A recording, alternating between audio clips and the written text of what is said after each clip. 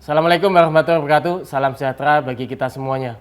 Bapak, Ibu, dan rekan-rekan media yang saya hormati, saya Dr. Hewan Wisnu Wasisaputra selaku Kepala Pusat Karantina Hewan dan Keamanan Hayati Hewani Badan Karantina Pertanian, Kementerian Pertanian menyampaikan beberapa hal terkait kondisi terkini penanganan dan pencegahan PMK yang dilakukan oleh Kementerian Pertanian khususnya Badan Karantina Pertanian.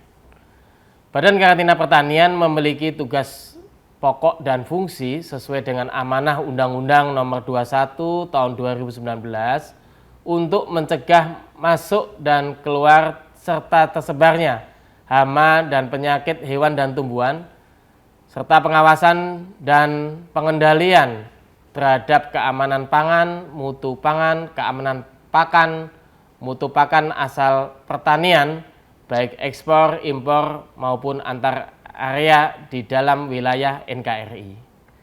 Dalam menjalankan tugasnya, Badan Karantina Pertanian berada di pintu pemasukan dan pintu pengeluaran yang telah ditetapkan oleh pemerintah. Saat ini melalui Permentan Nomor 20 Tahun 2019 sebanyak 957 pintu pemasukan dan pintu pengeluaran yang telah ditetapkan dengan mempertimbangkan resiko masuk dan keluarnya hama penyakit hewan dan tumbuhan karantina. Status dan tingkat penyebaran penyakit, kelestarian sumber daya alam hayati hewan dan tumbuhan, kelancaran dan perkembangan sistem transportasi perdagangan serta perekonomian nasional.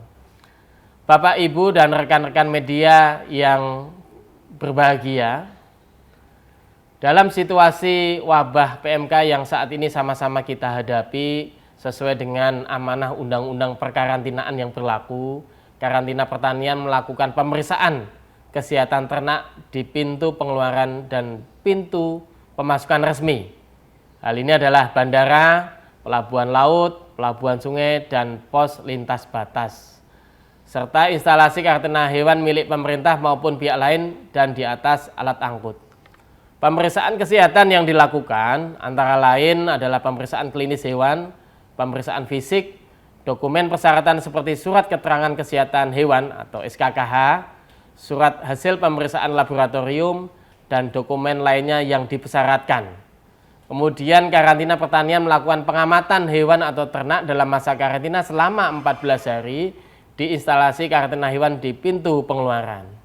Karantina Pertanian juga telah mensiagakan seluruh laboratorium, baik laboratorium pusat yang berada di Balai Besar Uji Standar Karantina Pertanian, BBUSKP, serta laboratorium yang berada di seluruh unit pelaksana teknis karantina pertanian dengan kemampuan pengujian penyakit hewan. Selain itu, sebagai upaya pencegahan penularan penyakit mulut dan kuku pada hewan yang dilalu lintaskan, pemerintah telah mengupayakan pemanfaatan kapal ternak tol laut agar tidak melintasi zona merah atau daerah yang tertular PMK.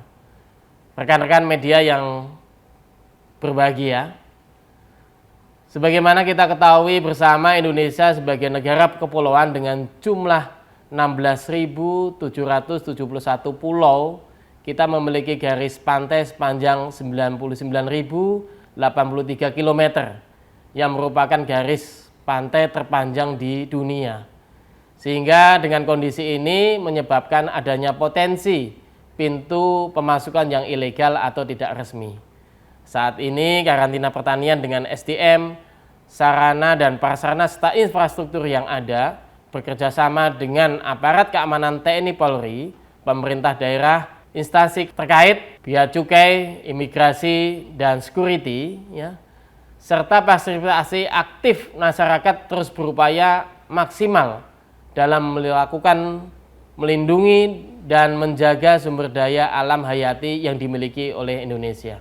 Rekan-rekan media yang saya hormati, dalam upaya pencegahan penyebaran PMK saat ini, kami sangat mengharapkan dukungan semua pihak, khususnya otoritas veteriner daerah, baik provinsi maupun kabupaten kota yang juga memiliki kewajiban mengawasi kesehatan hewan di wilayahnya untuk terlibat aktif dan responsif dalam melaporkan kejadian penyakit hewan di wilayahnya melalui Sistem Informasi Kesehatan Hewan Nasional (ISINAS) sebagai dasar karantina dalam mengambil kebijakan pengawasan lalu lintas ternak. Selanjutnya, sesuai dengan kebijakan yang telah diambil pemerintah melalui Satgas PMK, dukungan dan koordinasi Satgas PMK pusat dan daerah, dan aparat keamanan TNI dan Polri di pintu pemasukan dan pintu pengeluaran yang telah ditetapkan, serta pintu-pintu lain yang tidak resmi atau tradisional terus untuk lakukan penguatan.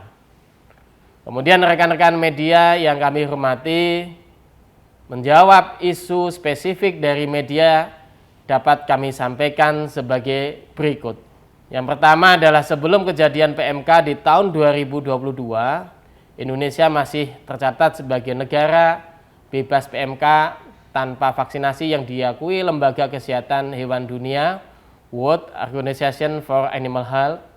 Kemudian yang kedua, terhadap informasi adanya pemasukan hewan asal Thailand melalui wilayah kerja di karantina pertanian Aceh, kami informasikan telah dilakukan pemusnahan terhadap hewan kambing yang masuk secara ilegal pada tanggal 10 April tahun 2022 melalui Pantai Seruwe di Kabupaten Aceh Tamiang.